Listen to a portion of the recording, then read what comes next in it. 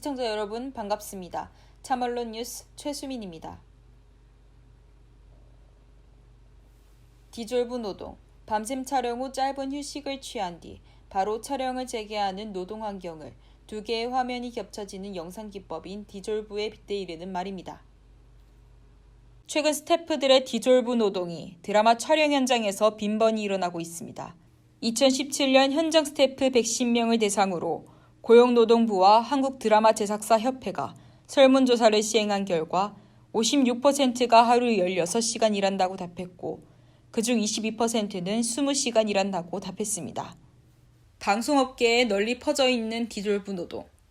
방송업계 종사자들 스스로가 깨닫고 해결해야 하는 문제가 아닐까요? 방송 스태프들의 노동 착취가 사라지는 모습이 보이기를 희망합니다. 전동 킥보드와 관련한 사고가 매년 증가하는 추세입니다. 하지만 이 같은 상황에도 불구하고 전동 킥보드 사용자가 늘고 있어 사고 위험에 대한 우려가 높아지고 있습니다. 박종현 기자가 취재했습니다. 학교 곳곳에 자리하고 있는 공유형 전동 킥보드 지빌리티.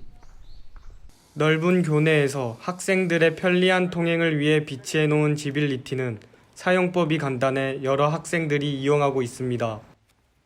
스마트폰에서 지빌리티 앱을 다운받아 회원가입 후에 QR코드를 찍기만 하면 이용 범위 내에서 얼마든지 사용이 가능합니다.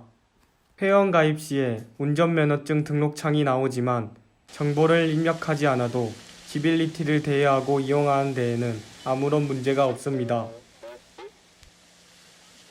이러한 허술한 절차는 전동 킥보드 사고 증가의 원인이 되고 있습니다. 원동기 장치 자전거를 면허 없이 운전한 행위는 30만 원 이하의 벌금 또는 구류에 해당하고 주거 불명인 경우에 하나의 현행범으로 체포될 수 있습니다. 답변 내용은 구체적인 개인별 사안에 따라 달라질 수가 있습니다.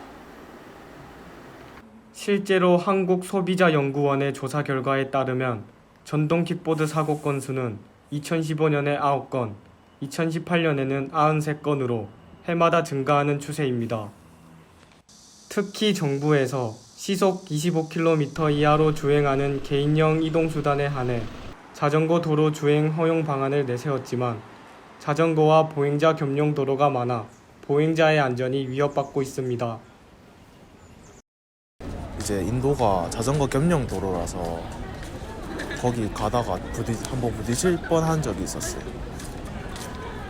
국민권익위원회가 2016년부터 지난해까지 3년간 전동 킥보드 관련 민원 1292건을 분석한 결과 응답자 가운데 38.8%가 인도 등에서의 전동 킥보드 운행 단속을 요구하고 있는 것으로 나타났습니다.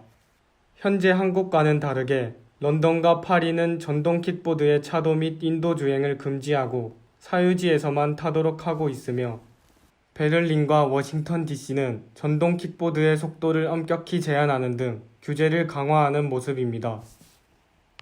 사람들 사이를 지나다니는 전동 킥보드. 최근 공유형 전동 킥보드마저 확산돼 이용자가 늘어나고 있는 가운데 안전사고를 줄일 대책이 시급해 보입니다. 참언론 뉴스 박종현입니다. 동물을 직접 만져보며 교감할 수 있어 어린아이들에게 큰 인기인 체험동물원이 동물학대를 하는 것은 아닌지 논란이 일고 있습니다. 동물들의 몸집에 비해 작은 우리나 직원들과 방문객들이 동물들에게 주는 스트레스는 동물복지와는 거리가 멀어 보입니다. 전한결 기자가 취재했습니다. 얼마 전 SNS에 올라온 영상입니다. 체험동물원의 직원이 거북이를 때리며 아이들에게도 행동을 유도합니다. 직접 동물과 교감할 수 있다는 장점을 지닌 체험동물원이 동물을 학대하고 있는 것은 아닌지 의문을 가지게 합니다. 이곳은 대구광역시 A동물원입니다. 코끼리 2마리가 자신의 몸집에 비해 좁은 우리에 가둬져 있습니다. 우리 안에는 코끼리를 위한 것이 없고 흙만 있을 뿐입니다. 새들은 주위에 쳐진 그물망 때문에 마음껏 날아다니지 못합니다. 45년 된 낡은 시설 등의 이유로 이 동물원은 이전을 준비 중입니다. 이전 시설로 체험동물원이 꼽히고 있습니다. 그럼 체험동물원의 상황은 어떨까? 사육사가 흙 속에 들어가려는 동물을 억지로 잡아 들어 올립니다. 먹이를 주려던 아이가 먹이를 주지는 않고 동물의 눈앞에서 장난을 칩니다. 체험 동물원의 직원이 자고 있던 동물을 억지로 깨워 관람객들에게 보여줍니다. 친구가 이제 동물이기 때문에 저희도 이제 장갑 꼭 끼고 만지거든요. 이처럼 체험 동물원도 동물들을 보호하고 있진 않아 보입니다. 정해진 좁은 우리 안에서 이런 이제 동물원에 갇혀 있는 동물들이 나타내는 스트레스 때문에 나타나는 이상 행동, 이런 걸 정형 행동이라고 얘기를 하거든요. 정형 행동에 대한 하나의 대안으로 얘기될 수 있는 게 그 행동 풍부화 프로그램이라는 게 있대요. 어쨌든 주어진 환경이지만 계속 그 환경 안에 다른 어떤 사물들을 넣어줘서 좀 변화를 준다거나, 디지털 동물원이라는 게 있어요. 4D로 해서 정말 실제로 있는 것처럼 체험도 할 수 있고. 한국에서 동물 복지와 가장 가까운 형태의 동물원은 사파리입니다. 사파리는 동물을 우리에 가두지 않고 자유롭게 풀어놓으면 사람들이 차를 타고 구경하는 형태입니다. 하지만 사파리도 동물들이 원래 서식하던 환경과 맞지 않는 곳에 가두는 것이므로 완벽한 동물 복지의 형태라고 볼 수 없습니다. 동물과 함께 살아가는 현재, 동물원에 대한 국가적 방안이 절실해 보입니다. 참언론 뉴스 전한결입니다. 계명대학교 학생들이라면 한 번쯤은 지나가 보셨을 텐데요. 바로 정문 쪽에 위치한 일자리 센터입니다. 많은 학생들이 지나가는 장소임에도 불구하고 일자리 센터에 대한 관심은 낮은 것으로 보입니다. 해당 일자리 센터에 대해 장세빈 기자가 취재했습니다. 수많은 인파가 지나가는 사이 보이는 이곳은 대학 일자리 센터. 많은 학생들이 이곳의 존재를 잘 모르는 것인지 다소 한적한 모습입니다. 이곳에서는 학생들에게 취업과 창업 관련 지원 서비스를 제공하고 일자리를 찾을 수 있도록 하는 등의 도움을 주고 있습니다. 대학 일자리 센터에서는 취업 정보를 알 수 있을 뿐만 아니라 상상 옷장을 통해 정장도 대여할 수 있습니다.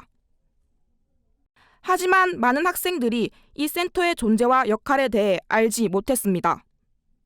그냥 정문에 등교하면서 가끔 봤지만 뭐 하는지도 몰라서 딱히 상관없다고 생각해서 그냥 스쳐 지나간 것뿐이에요. 직무 적성 검사, 기업별 모의 테스트 등을 제공하는 온라인 취업 솔루션이 학생들의 낮은 이용도로 인해 이달 22일 서비스를 종료하기도 했습니다. 각각의 학부에서 전공 수업에서 그리고 또 전공 교수님을 통해서 전공에 관련된 많은 교육들은 받고 있지만 취업을 준비하기 위해서 필요한 실질적인 부분들은 우리 센터에서 많이 제공을 하고 있어요. 그렇기 때문에 학생들이 조금 많이 찾아와서 상담뿐만 아니라 다양한 비교과 프로그램들을 참여를 하면 취업을 준비하는데 많은 방향을 제시하는 데 도움이 많이 될 거예요. 그렇기 때문에 많은 걸 배울 수 있는 이 자리에 좀 나오셨으면 좋겠어요. 많은 학생들의 발걸음을 조급하게 만드는 취업이라는 난관. 계명대학교 대학 일자리 센터를 통해 조금이나마 수월하게 헤쳐나갔으면 하는 바람입니다. 참언론 뉴스 장세빈입니다. 이른바 갑질이라고 하죠. 아르바이트생들을 향한 손님과 고용주들의 갑질은 날이 갈수록 그 정도를 넘고 있습니다. 폭언과 폭행, 근로계약서 미작성 등의 갑질 속에서도 일자리를 위해 묵어날 수밖에 없는 아르바이트생들의 현실을 취재했습니다. 박종현 기자입니다. 중 딸기 우유 핑크를 골라보세요. 최근 구인구직 아르바이트 전문 포털 사이트의 광고입니다. 광고 모델은 알바도 능력이야라며 알바를 리스펙하라고 말합니다. 또 각기 다른 분야에서 전문성을 발휘하는 알바의 모습도 보여줍니다. 이 광고는 알바를 대변한 사이다 광고로 꼽히며 젊은 세대의 마음을 움직였습니다. 하지만 일각에서는 광고 속에서만 가능한 일이라는 의견도 있습니다. 고객이 알바생을 함부로 대하는 상황이 비일비재하게 일어나기 때문입니다. 그냥 반말하시는 거 너무 기본적으로 많으시고 돈 던지시고 카드 던지시는 것도 너무 많은 경험을 해봤습니다. 한 통계에 따르면 알바생 10명 중 8명은 근무 도중 갑질을 당한 경험이 있다고 답했습니다. 특히 응답자들 중 57.1%가 반말 등 인격적인 무시를 가장 많이 꼽았으며 불합리한 요구, 부당한 지시, 감정노동 강요 등이 뒤를 이었습니다. 실제로 지난해 울산의 한 맥도날드 매장에서 손님이 알바생에게 음식을 집어던지는 사건이 발생했습니다. 스크린 야구장에서 술에 취한 손님이 불친절했다는 이유로 알바생에게 방망이를 휘두르며 폭력을 행사한 일도 있었습니다. 이른바 갑질 폭력에 힘없는 아르바이트생들이 위험에 처하고 있습니다. 이뿐만이 아닙니다. 급여를 늦게 받거나 근로계약서를 쓰지 않는 등 제대로 된 처우를 받지 못하는 알바생들도 있습니다. 여성가족부가 지난해 전국 청소년 1만여 명을 대상으로 조사를 실시한 결과 알바 경험이 있는 청소년의 34.9%는 최저임금을 못 받은 것으로 나타났습니다. 근로계약서를 작성하지 않은 비율 또한 증가했습니다.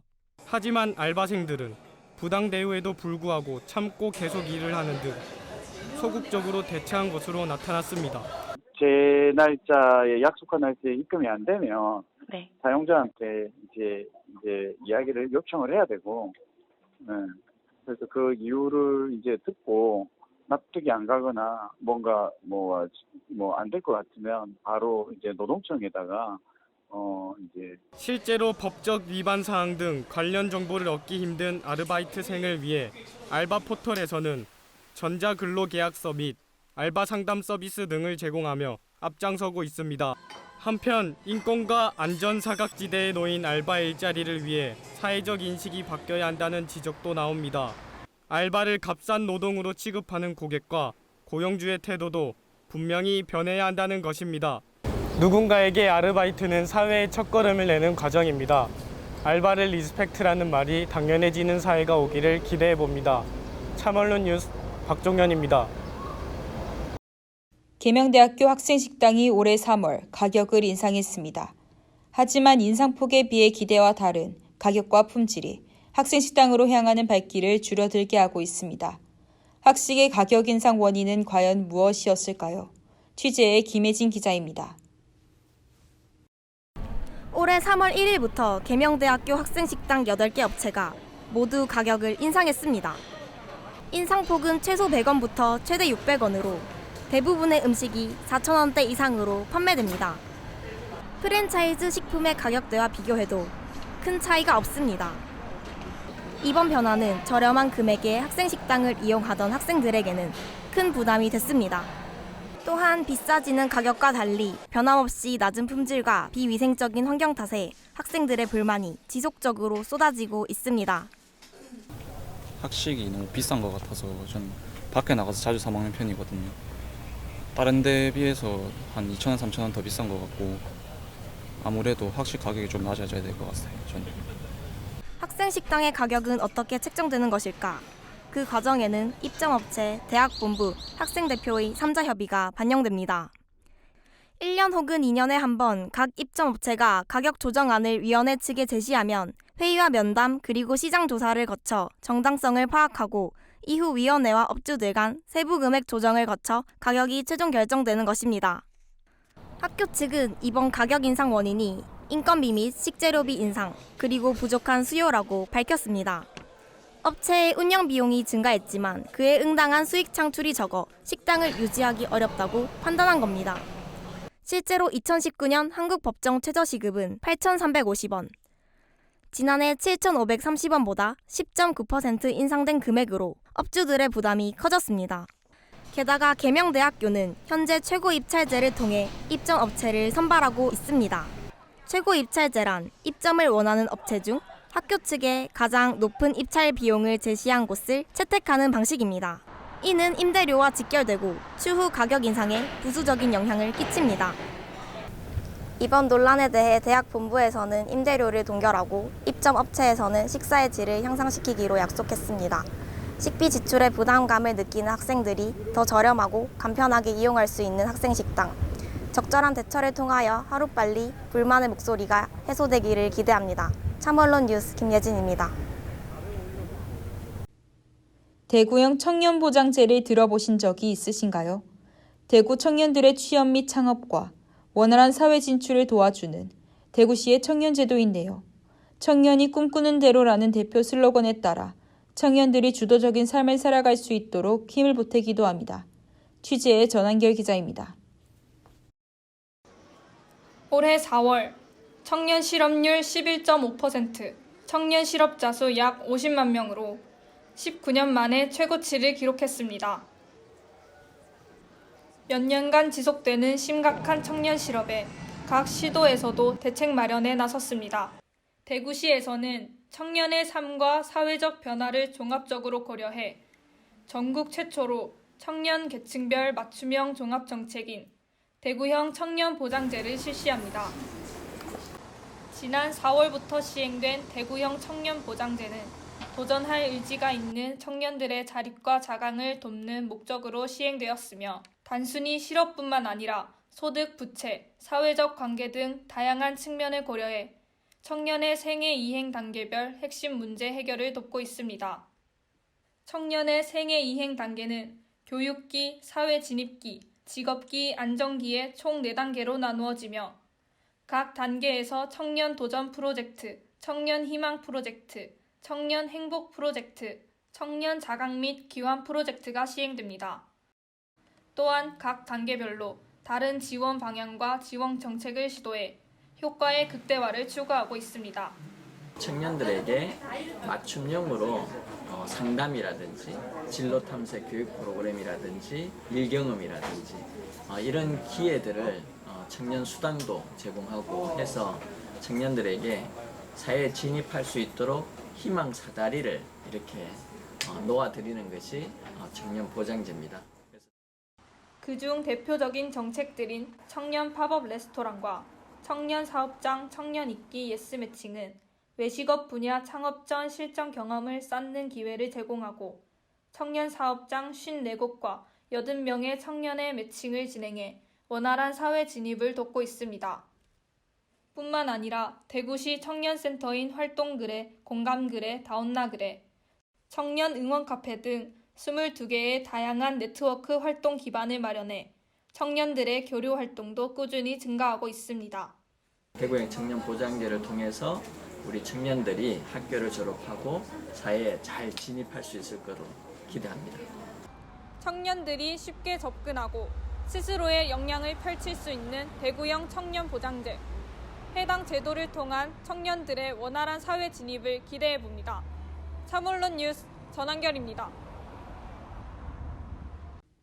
국민의 알 권리 충족 차원에서 실시된 흉악범 신상 공개. 하지만 모든 흉악범에게 동일하게 적용되는 것은 아닌데요. 흉악범 신상 공개 기준에 대해 예수연 기자가 취재했습니다. 2009년 언론에 의해 공개된 연쇄살인 사건의 범인 강호순을 시작으로 오원춘, 이영학, 김성수, 가장 최근 공개된 고유정까지 한국에서는 10년간 총 20명의 범죄자 신상이 공개됐습니다.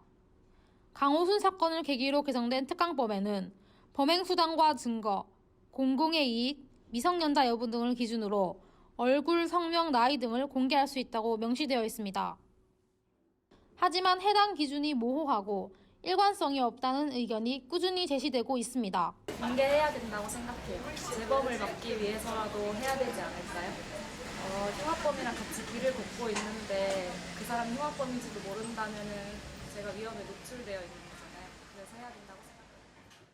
또한 피의자가 미성년자일 경우 신상 공개가 불가능하다는 조항에 따라 2017년 인천 초등생 유괴 살인 사건 주범 김양과 공범 박양은 신상이 공개되지 않았습니다. 머그샷을 공개하면 확실하게 얼굴을 알 수 있으니까 첫 번째로는 우리 국민들이 이렇게 얼굴을 알았기 때문에 그 사람은 사회적으로 철저하게 격리가 될 것이고 격리가 됨으로써 범죄 예방 효과가 월등히 올라가니까 범죄 예방 효과가 가장 크다고 할 수 있습니다. 머그샷법이 통과되는 등 흉악범 신상 공개에 대한 명확한 기준 마련이 필요해 보입니다. 참언론 뉴스 예수연입니다. 오늘의 참언론 뉴스는 여기까지입니다. 시청해주셔서 감사합니다.